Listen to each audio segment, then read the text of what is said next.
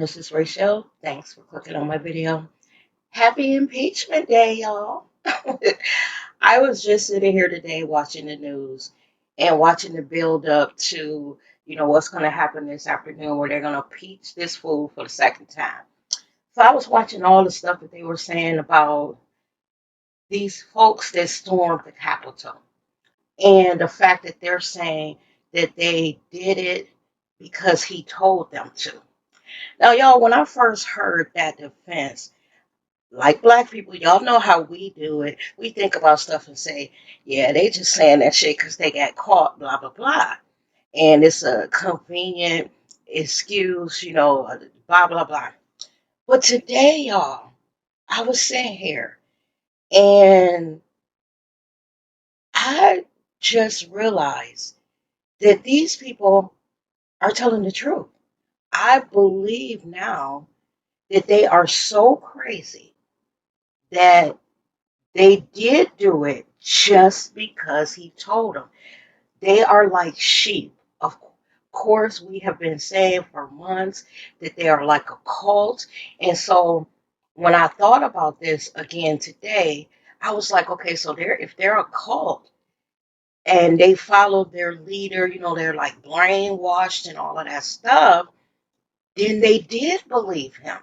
So when they went to Washington on the 6th, and they stood in front of him. Finally, they get to meet their their cult leader. He's giving them a rallying speech. Go fight, go fight. The only way you're going to be able to take back your country is if you fight. And I'm going to be with you. Let's go. So when they marched away over to that Capitol building, they were pumped up, amped up, and ready to go and believing everything that fool said. Like I said, at first when I heard it, I was like, when they all first start coming out saying, well, we did it because Trump told us to. So I thought they were trying to use that as a cutesy defense and, you know, trying to like just, I don't know. Y'all know what I'm trying to say. But now, after I'm thinking about it, no, these people are completely, all jokes aside, y'all, they are completely brainwashed. Like I said, months back, a couple years back, I think Trump is like one of the antichrists. I really do, y'all. I'm not playing because it's like a mass hypnosis of half the country. Like it is, they believe him and they still voted for him after they watched all that stuff he did. They truly believe that on March 4th that he's going to be inaugurated as the 15th president. This shit is crazy, y'all. It's bigger than what we we think. It's deeper than what we believe. And these white folk done lost their mind, y'all. They have lost their minds.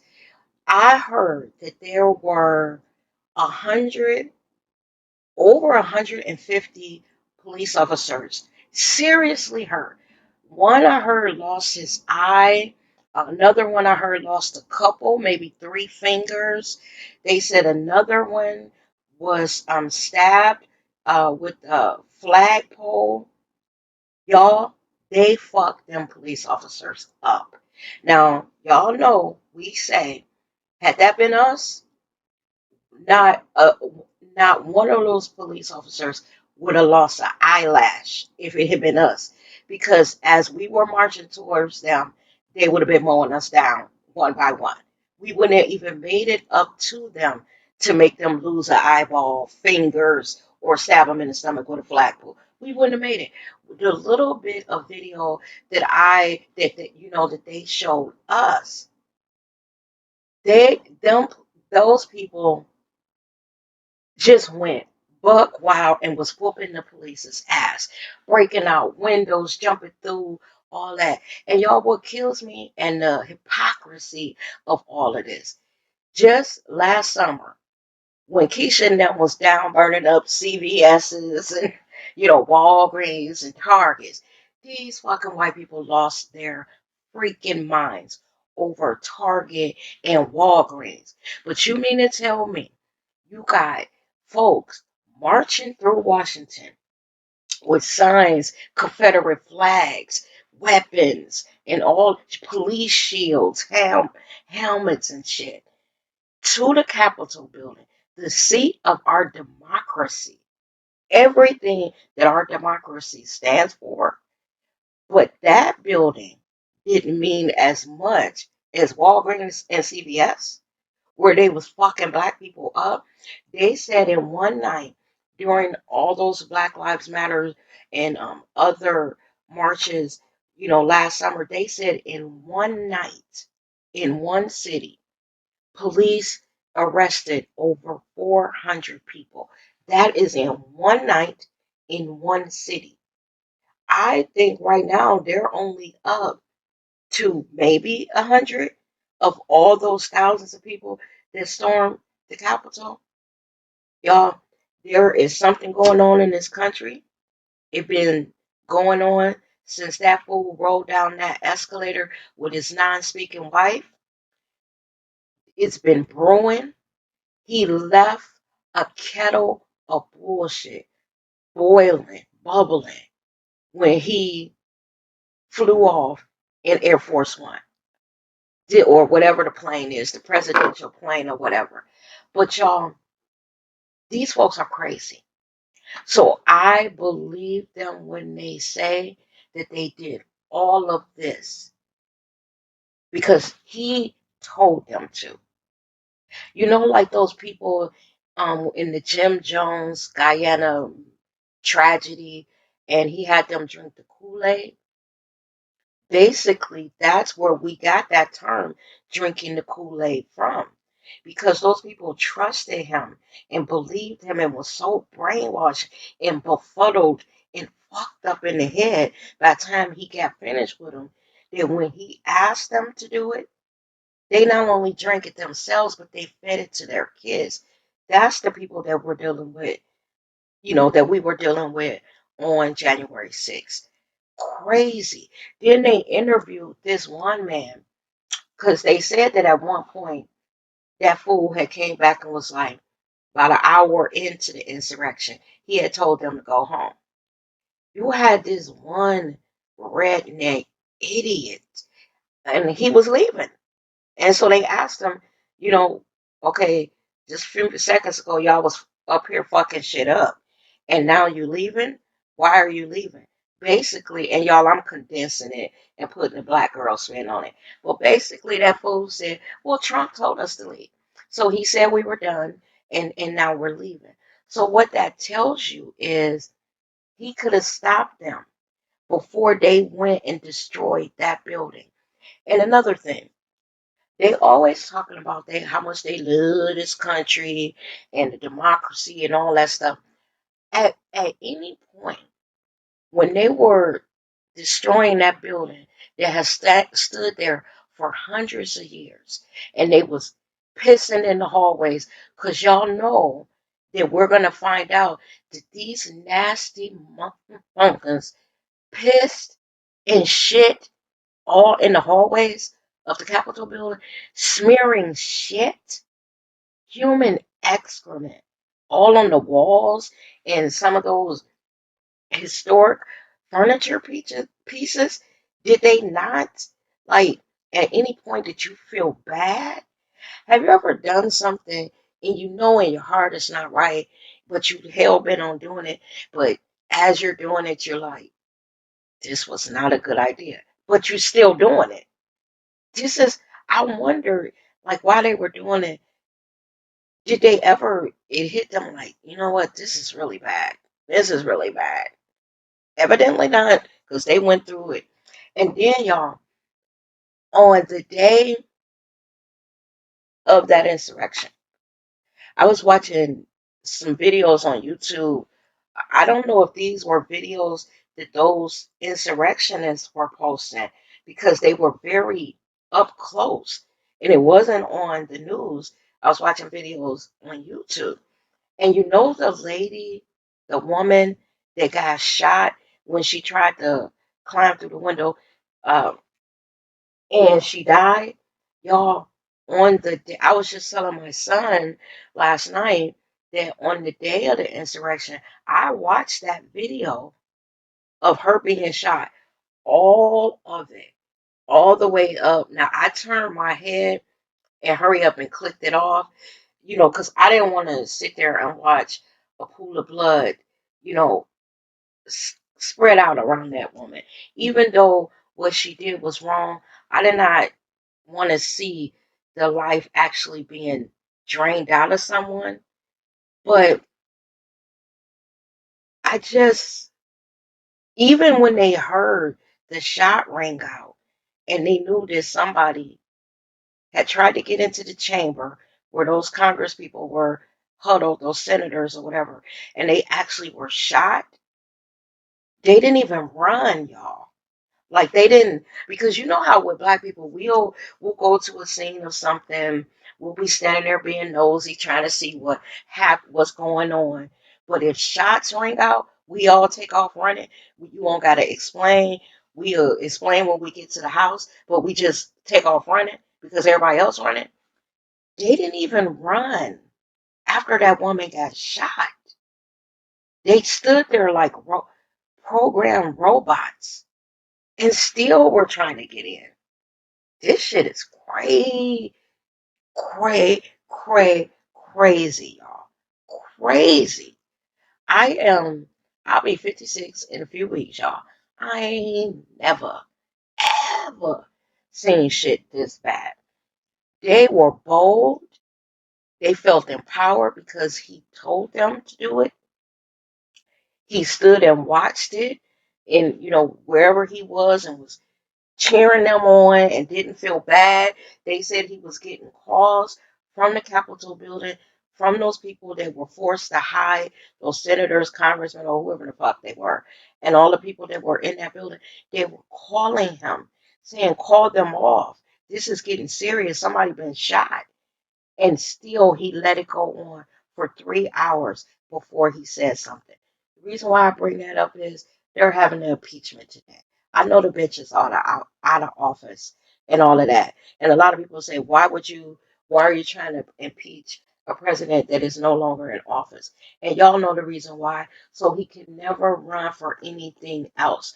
So his name is not, you know how they put presidents' names on airports and buildings and name schools after him. We don't want his name on any of that shit. You know how the president gets he gets security after he leaves office for the rest of his life. Fuck him. Let him and his family pay for their own security since when they was in office, they was robbing us, the taxpayers, left and right.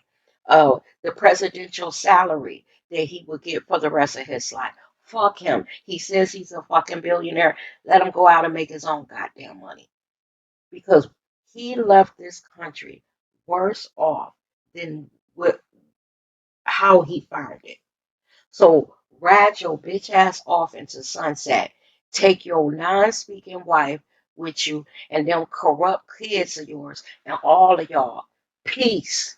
We sick of this shit.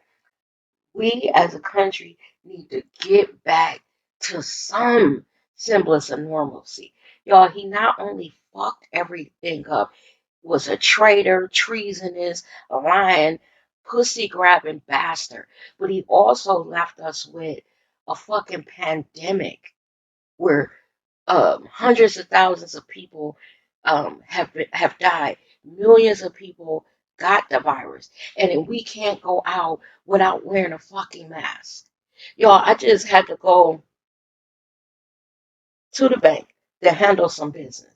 And the little business I was handling, I could do it through, the drive through teller or whatever you call those tellers. But I was sitting there and I was like, oh my God, I don't have my mask on. Now, mind you, y'all, I just said I was in my car going through the drive through teller where they send that little cup or whatever out and you put your deposit slip or withdrawal slip or whatever you're doing into the little cup and send it over to them. I'm so conditioned to, Lord, do I got my mask on? That I'm in my own fucking car worried about it. This is ridiculous. I got a little bitty baby cousin that is about three, 3 years old, I believe. And because she's watched all the grown-ups around her constantly sanitizing their hands everywhere she goes, she puts her little hands out to get her hands sanitized. And she believes like anything, like a jar or a cup, she believes is hand sanitizer. And she puts her little hands out to have her fucking hands sanitized. Just what he left us. We can't be around our family members. We can't gather in groups. We can't go out. We can't party. We can't go to clubs. We can't go skating. We can't do this. We can't do shit. And this is what he left us. So when I say he left us worse off than he found it, think about when Barack got on that helicopter and flew away, the previous president. We had 8 years of relative peace. And y'all, what was funny is right when Barack got on on that helicopter and flew away, my stomach did a somersault because the camera panned back and you saw that fool standing on the stairs. And I was thinking, oh my God, we in for it. Little did I know how true those words were. I literally did a video and was saying in the video, making jokes like Barack is like, peace. I'm about to go do me. Me and Michelle about to go have some fun. And I was saying in that video, Barack, you done left us at the mercy of this fool. I remember making that video.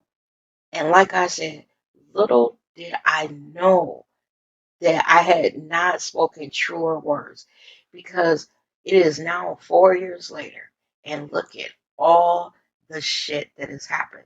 Another thing, I know this is where we are, y'all, and I know that we can't erase the last 4 years, but I just at times cannot believe all that has happened. So today, as I'm sitting here watching them, talk about what's going to happen this afternoon when they start this impeachment trial, I hope that some of those Republican senators and, people there that are on the Republican side wake up, come out of this mass hypnosis that they have been in the past 4 years. That something clicks in their brain and tell them to stand with the Democrats and impeaching that fool again. Because you still got that other half of the country that believes in him. And we need to start chipping away at that brainwashed mentality that they still have. Some of them are starting to slowly wake up out of that freaking mess, but it's so many others that believe in it, y'all, strongly will argue you down and kill you over it. That's a cult. And I was reading somewhere, I live in Ohio, and they were talking about that we have, and I believe it, y'all. I believe this because it's some parts of Ohio that I would not carry my black ass. The southern part of Ohio, and to think that this is where our slave ancestors was trying to get to, but they said that we have more of those militia or white supremacists groups than any place in the country per capita, I guess, per the population of Ohio. And you would think by us being a northern state, like I said, the state that the slaves were trying to get to freedom, that it wouldn't be like that. But y'all, it is. And here's why. At least down south, if they're going to be racist, it's in your face. These folk here in Ohio, they live like in the outskirts of some of the bigger cities like Columbus, Cincinnati, Cleveland. They live in these little farm country areas. And they only come into town, quote unquote, or the city when they need to go to Walmart, Costco, Sam's Club to load up. They're in their little hamlets or hollers or whatever you call them, shooting deer, hunting, stocking up, stockpiling weapons and shit because they believe that a civil war is coming. This shit is fucking crazy.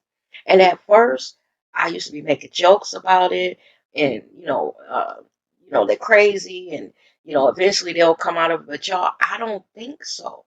My mother told me, she said, what this man created in 4 years, it might take decades to erase. And it's sad to say, but I believe her. I don't believe that it's gonna, this is gonna be over in a year or two. Just like I don't believe that COVID is gonna be over by the end of this year. I believe, y'all, that we got a long haul with this virus because if I'm not mistaken, the virus that they had back in 1918, I believe that it took 2.5 years for them to completely rid the country of new cases, and all those people had to die before they got to that point. So y'all, we locked into this. It'll just be what, a year around March the 9th when they did that press conference and started shutting shit down. And I remember it distinctly because my birthday is March the 10th. And I remember that I was supposed to go out the weekend after my birthday. But because they had started shutting down stuff, I never did. So we're coming up on that year now, still wearing masks. And matter of fact, I've been taken to wearing two now because this new virus strain is so much more contagious. I'm going to just say this, y'all, and I'm going to get out of here because I got to work. What we're witnessing today is literally history. You know, I told y'all in another video that I wish that I had followed my dream when I was younger and became a teacher and taught history with a black girl twist because I when I talk to my kids, because they're young adults and they don't have kids yet, and it's days like this, I always call them. I know I get on their nerves. I know I do. But I'll call them and say something like this: watch the news today. Make sure you pay close attention because you are witnessing history. And one day you're going to have some kids and they're going to be asking you about this time in history.